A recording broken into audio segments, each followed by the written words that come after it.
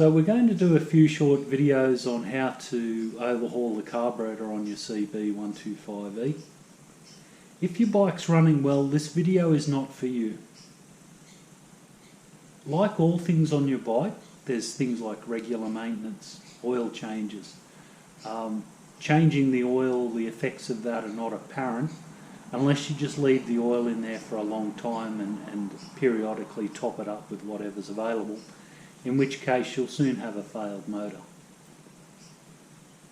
With the carburetor, it's a little different, where if the thing's working right, if it's working well, your best bet is to just simply leave it alone and let it do its thing.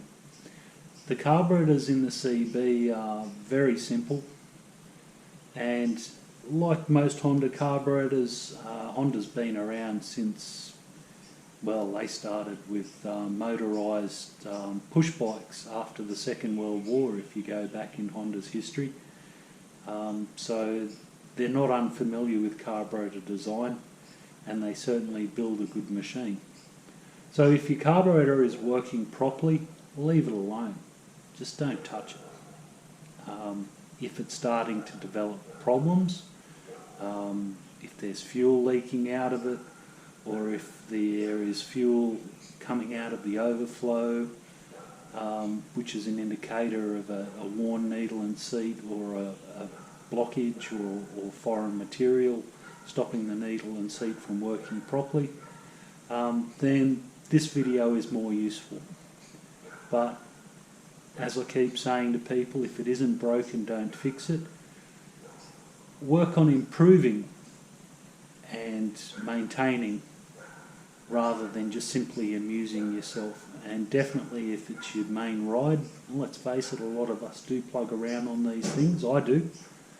I spend more time on this CB than any other bike that I own. And there's a few floating around here, you may have gathered. If it's your main ride, don't mess with it for no reason. If you make a mistake in your carburetor, it can have ramifications. It can stop your bike from working. So, let's start by removing the seat, tank and side covers. Now we have a video for this, so we're not going to bore you with it here. Pull them off and we'll move on to the next step. With the seat, tank and side covers removed, it's a lot easier to get to the carburetor. The carburetor is located just behind the cylinder. Just here, in fact, where my hand is. And you can see when you took the fuel pipe off, if all else fails, follow that fuel pipe that you took off your tank and it connects to your carby. Now I do apologise about one aspect of this video. It's very dark in there. There's not much I can do about that, sorry. There's your carburetor. And what we're going to do first of all, before we do anything else, down the bottom here, just there, is a screw that allows us to drain the fuel out of the carburetor.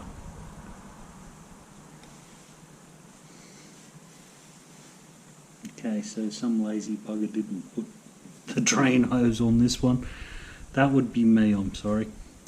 Your standard carby will probably have a hose here that goes down the back of the bike, and that right now would normally be draining directly onto the ground or into a container you've put there.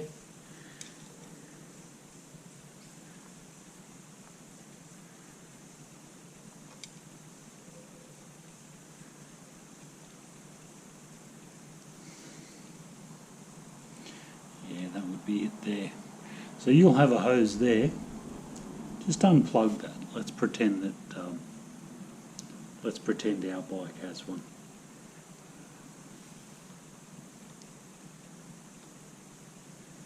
Unfortunately, our carburetor has been on and off a few times.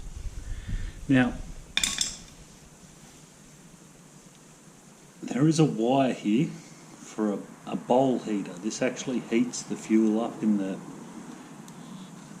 in the carburetor fuel float chamber. And we're going to follow that back to the wiring loom here.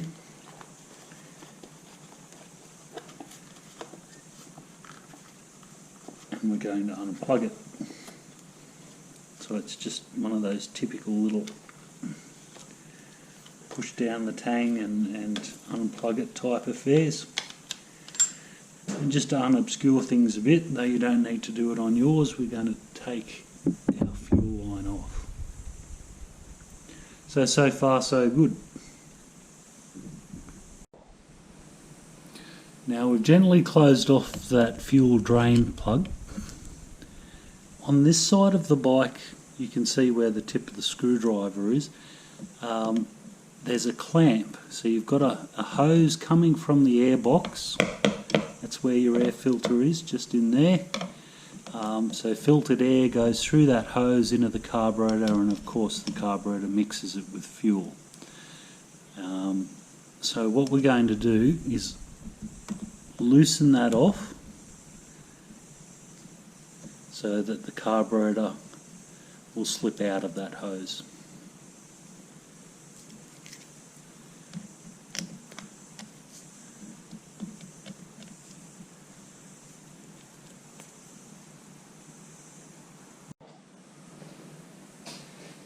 Now, this amazing view is obtained by looking straight down at the top of the carburetor.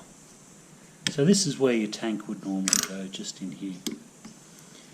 And what we're going to do is we're going to loosen off the throttle cable. Now, it can be accessed from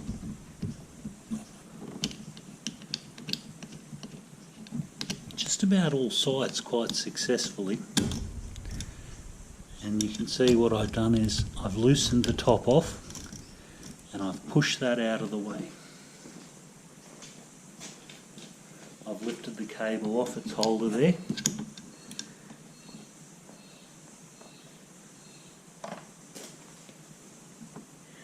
And what I'm going to do now is just switch it to wide open throttle. That'll give me some space on the carburetor. Slacken the cable, and that's it. That's the cable disconnected. I'll show you how that cable goes in, because it's quite common on motorcycles and cars, the way that was attached. So we'll have a quick look at that before we go any further.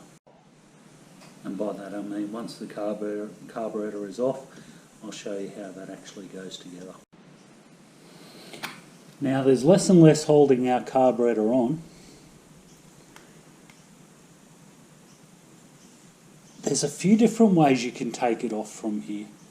The way I do it is maybe a little bit lazy, but it brings good results. It's easy to take on and off. Nothing gets damaged for the most part, and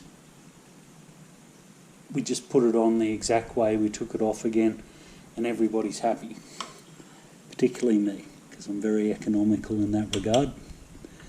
Now, I like to loosen off the clamp on this side that holds the carburetor to the manifold, and then we're going to take the manifold off. Now there's a vacuum line on top of your manifold. That's part of the emissions control system. Oh. And we're just going to take that off. Then we'll get an appropriate sized Allen key. And we're going to take off the two bolts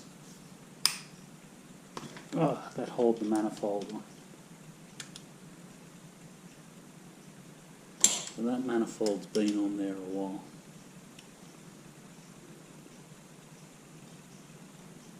This is test engine number 3 for people who follow the channel all the time. So this is Bob. Bob's just been plugging around as a 125cc. hasn't done anything particularly amazing for us. Compared to the big bore engines, he's a bit like watching paint dry. But he's very fuel efficient and he gets us around, so nobody's bothered to change him. So that's the bottom bolt out.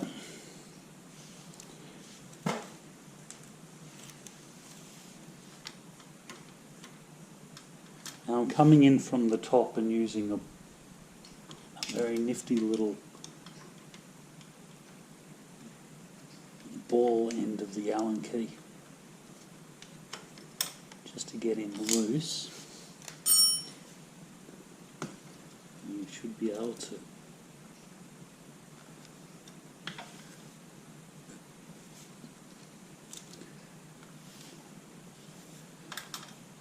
so it's very tight for space in there, isn't it?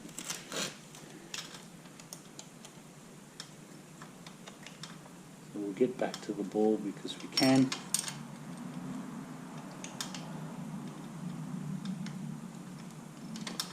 Probably a bit more interesting to you guys too than looking at my hands.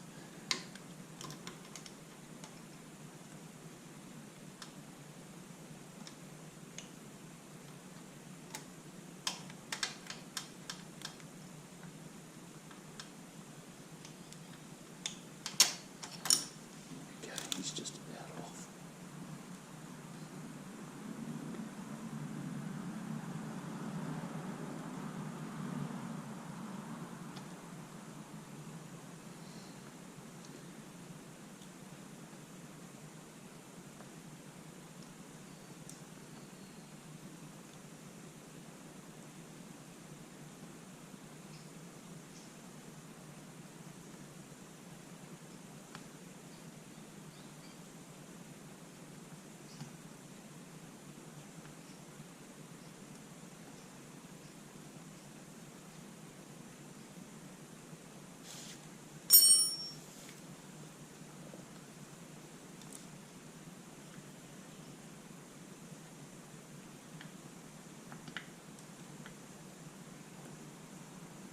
There we go.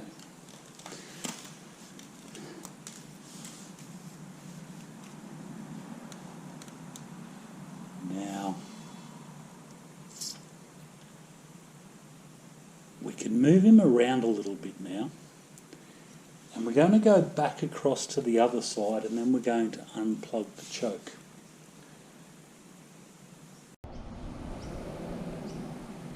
Now that's the choke cable there. He's held on with a nut that we just need to put a 14mm spanner on. It shouldn't be too tight.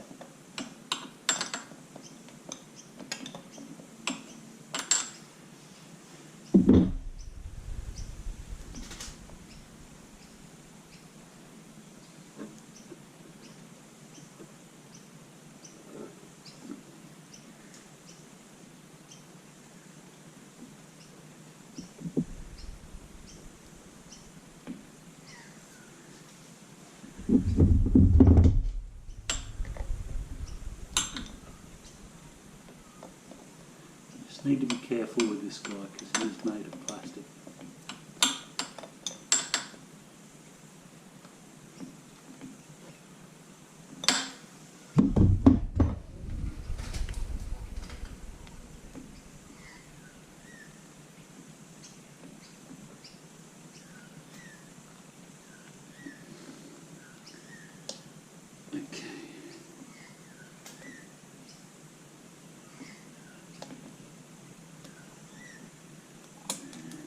Comes. So that's the choke mechanism there. Pretty strange, huh? When you turn your choke cable and you operate the choke, it pulls that out and it has a method in which it enriches the mixture. Okay, so gently taking your time.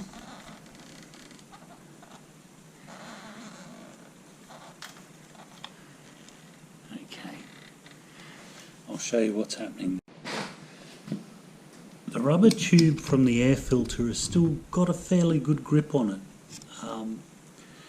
Often with these, once you loosen that clip off, that Jubilee clip, big Jubilee clamp, these things will just fall out. But he's not, he's still hanging on there. So we're just going to gently prise him.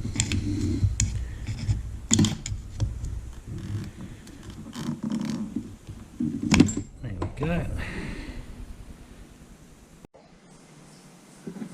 So, with it free of the air pipe going to the air cleaner, should be able to now wiggle our carburetor out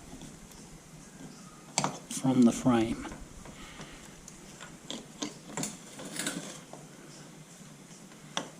And it can be a bit tricky. I think it's one of those things that has a knack.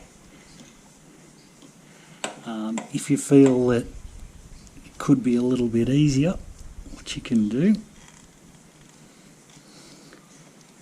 is just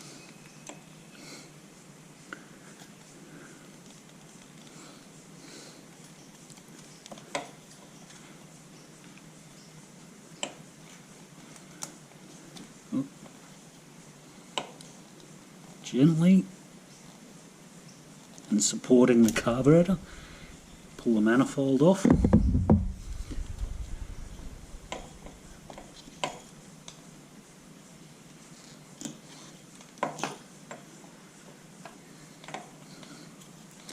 Oh.